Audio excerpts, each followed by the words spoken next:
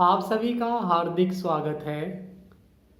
जैसा कि आपको पता ही है, हम प्रेम एवं विवाह संबंधी मामलों में होने वाली ऑनलाइन चीटिंग, फ्रॉड एवं स्कैम आदि की चर्चा कर रहे हैं। पिछले अंकों में हमने इसके कुछ पक्षों पर चर्चा की थी।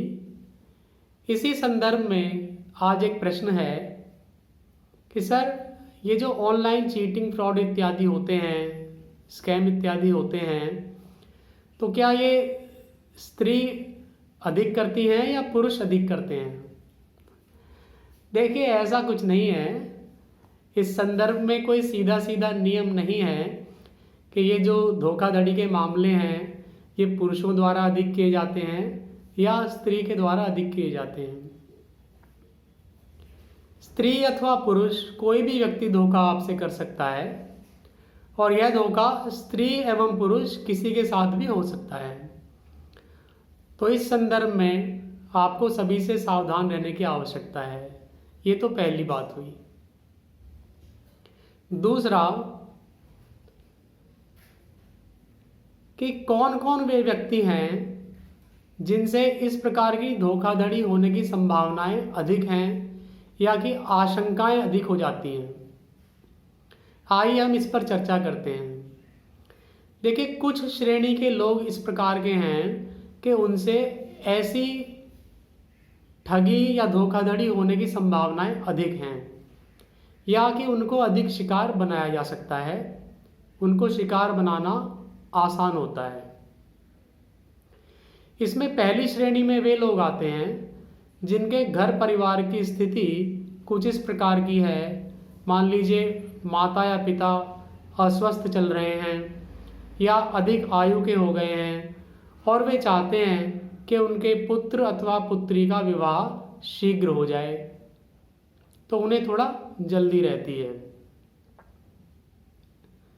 दूसरी श्रेणी के लोग वे हो सकते हैं जो किसी भी अन्य कारण से विवाह शीघ्रतापूर्वक करना चाहते हैं।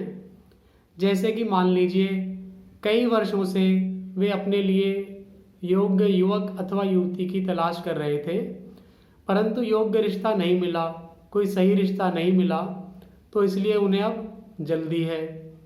इनको भी आसानी से शिकार बनाया जाता है।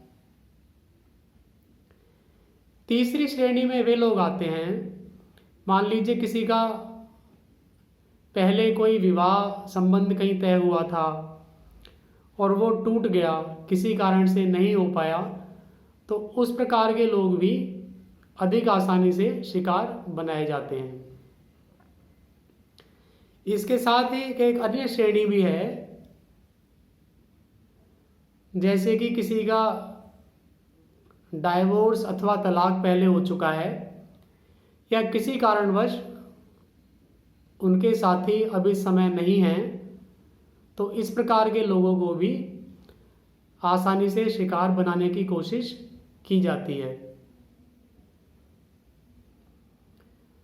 एक अन्य श्रेणी इसके साथ में हम आपको बताना चाहेंगे और वो है कि ऐसे व्यक्ति, चाहे वे स्त्री हो अथवा पुरुष, जो कि अपेक्षाकृत अधिक इमोशनल हैं, उनको भी आसानी से शिकार बनाने का प्रयास किया जाता है। और इसके बाद में, जैसा कि आपको जानते ही हैं कि जो लोग आसानी से दूसरों पर विश्वास कर लेते हैं, उनको भी शिकार बनाने का प्रयास किया जाता है। तो यदि आप इनमें से किसी भी श्रेणी में हैं, चाहे आप स्त्री हैं अथवा पुरुष, आपको प्रेम संबंध एवं विवाह संबंध के मामले में धोखाधड़ी से सावधान रहने की आवश्यकता है।